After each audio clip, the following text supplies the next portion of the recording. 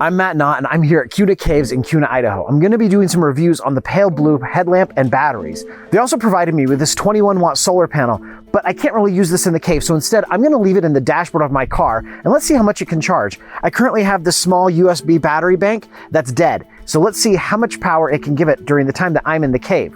Although not an ideal situation, I'm going to be testing the 21-watt solar panel from Paleblue. Now, obviously taking this into the cave would be completely useless. There's no sun down there, it's not going to work. So I'm going to do something a little unconventional and probably won't work the way it's supposed to, but I'm going to leave this on the dashboard of my car while I'm in the cave. Paleblue thought of everything when designing this solar panel. On the back is even a pocket for these straps that help you hold this thing up, and also the cables that are included. On the back of the solar panel are two USB-A ports. Now the battery I'm going to be charging is this 37 watt-hour battery bank. It charges over USB-C, and Paleblue includes a USB-A to USB-C cable. Already I can see that the Paleblue solar panel is receiving enough sunlight because the green light is on. So we're just going to plug in the battery bank and see how much it charges while I'm exploring the cave. To avoid damage to the battery, I'm going to leave it in more of a shady area. But you can see right here, the solar panel is ready to go. And I can see on the battery that it is in fact charging. It's noon right now, so let's see how much power we get on this battery over the course of the cave exploration.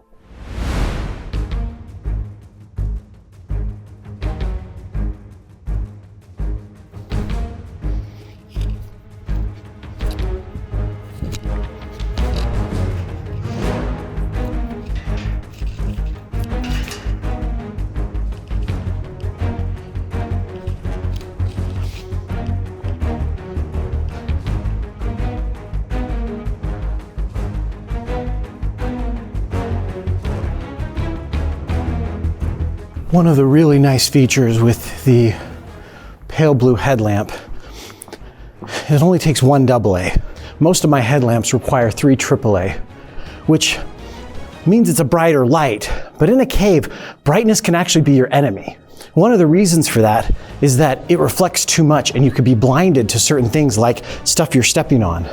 I need to be able to determine the shadows as I walk because I could trip and fall and get really hurt.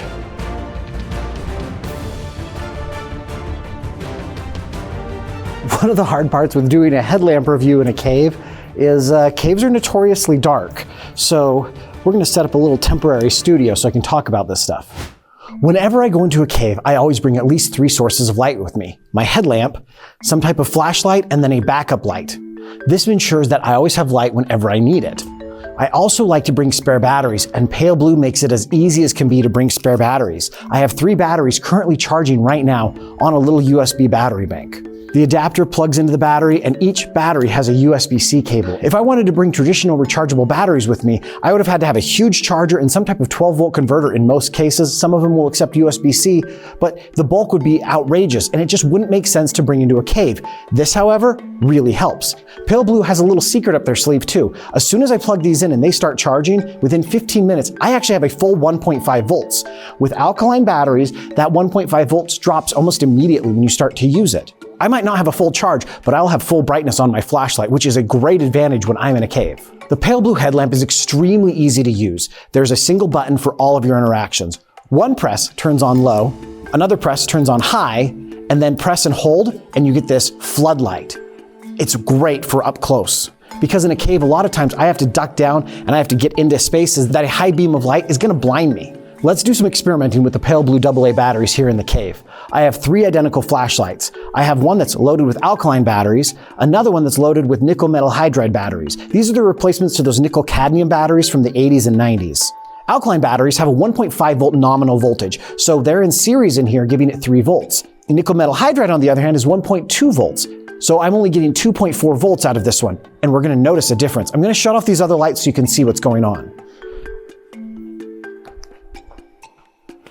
So I'm going to focus the beams so you can see right off the bat. On the right-hand side is the alkaline batteries, and on the left is the nickel metal hydride, and they are distinctly different. The nickel metal hydride is quite a bit dimmer than the alkaline batteries. Now I'm going to take the empty flashlight and load it with freshly charged Paleblue AA batteries. Because of how well manufactured the Paleblue AA batteries are, there's no changes in the manufacturing to a traditional alkaline battery. I actually have nickel metal hydride batteries that will not fit in here because they don't fit standard sizes. Now these are high-powered LED flashlights. I'm going to shut off these lights and we're going to give it a test. just kind of a testament of how much of a Faraday cage these caves can be. So right off the bat, I can tell you that the Paleblue flashlight is significantly lighter than the alkaline. And here we see them both on, both producing the same amount of light. It's pretty impressive. So you can't tell the difference between the alkaline and the Paleblue AA batteries. Now I do know that as the Paleblue batteries get a little lower, they'll actually dim automatically. Now initially the Paleblue battery and the alkaline battery produce the same amount of light, but in some of my other tests, the Paleblue batteries would cause the light to dim after a little bit, and let me explain why. I brought with me the X-ray of the AA batteries, and if we look closely, you can see how they're manufactured. Down here is the cell itself, and even in the X-ray you can see just barely the little wire that runs from there to the negative terminal. This little spot right here that we're seeing is the USB-C charging port, and just underneath that is this weird line. That's the circuit. It's a BMS, a battery management system, and it protects the cell. See, lithium is an incredible technology. Right here you can see the differences between the three cells. This is the Paleblue, this is a nickel metal hydride, and this is an alkaline battery. The Paleblue's actual battery is this little part right here. These other two are just coils of chemicals wrapped together to produce the chemicals needed for the cell, which is the same as this little guy right here, but it has a little BMS at the top. And let's explain a little bit about that. The BMS is responsible for protecting the cell, both in charging and discharging. See, lithium is an incredible technology. It can move a lot of power really quickly, sometimes too quickly. The internal resistance for lithium is so much lower than nickel metal hydride and alkaline that it's able to do a lot more with a lot less. And that's what we're seeing here between the three technologies. Even though the nickel metal hydride and alkaline have more chemicals in the cell, it can't perform nearly as well as the Paleblue's lithium-ion batteries. But there is a cost to this. Lithium-ion can output so much energy it can damage things, including itself. So the BMS helps regulate how much power can go through. In certain conditions, the Paleblue battery won't be able to output the amount of energy that these two can simply because it needs to protect itself. Now that we've learned a lot about Paleblue batteries, let's go explore this cave. See, the Cuna cave is a lava tube. Lava flowed through here at some point and the outside hardened, leaving this empty structure. It's going to be a little hard to film, but I'll see what I can do along the way. One of the complaints people may have about the Paleblue headlamp is that it's plastic, and it feels plasticky. But if I'm being honest, I have a lot of really plastic headlamps, and they hold up just fine. One of the really nice things about it is it's extremely low profile. This is the second cave I've taken it in, and I have no complaints. Caves are fascinating to me because as the texture changes, you can hear the sound changing, I think, on the camera. All right, for some fun.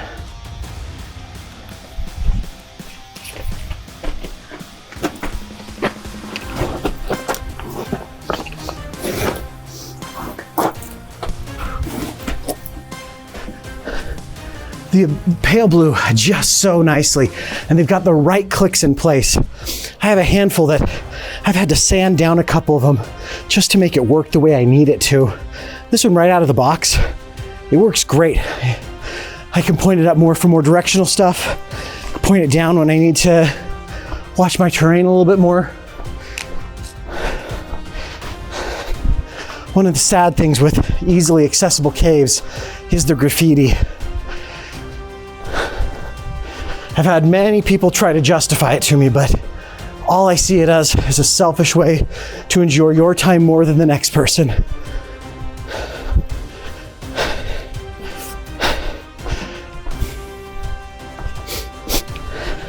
So we've talked about how well the Paleblue batteries hold up, but one thing we haven't talked about is why rechargeable. One of the claims from Paleblue is that their AA batteries can be recharged 1,000 times. That means I would have to buy 1,000 alkaline batteries to replace one Paleblue battery. Not only is that a lot of waste that I'm avoiding, that's a lot of cost that I'm avoiding. I don't know if you can see this very well. I've got this little hole I gotta climb through. I'm gonna need to take off my backpack, set down the camera, and crawl through. And this isn't that bad, I'll be honest. I've been in worse situations. But this cave is interesting because it feels like it ends and then there's just a little choke point and it opens back up again. So let's see what's beyond this point. Unfortunately, with this lavalier, you get to hear all my grunts and probably a lot of scraping.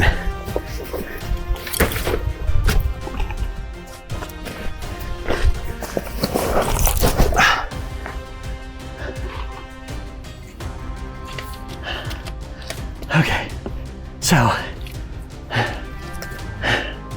we just made it through, and like I said, it opens back up. Let's go take a look.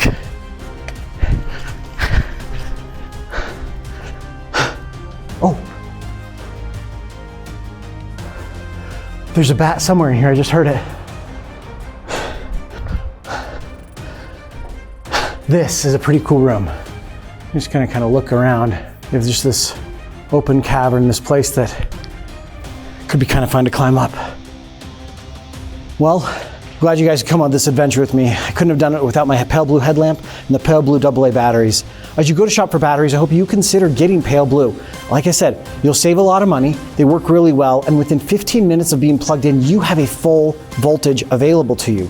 Albeit not a full battery, you can use your devices at their maximum intended capacity right away. It's hard to go wrong with Paleblue. There might be some devices that doesn't work great for, but all in all, I recommend them. And I'm gonna start slowly replacing all of my old nickel metal hydrides with Paleblue. If you're gonna make the same move I am, just make sure that you recycle your batteries. Should probably get out of here.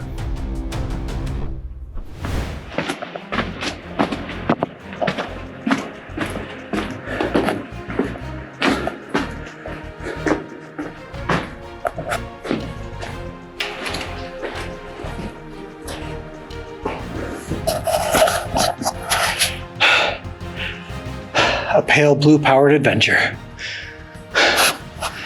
All right, time to climb up.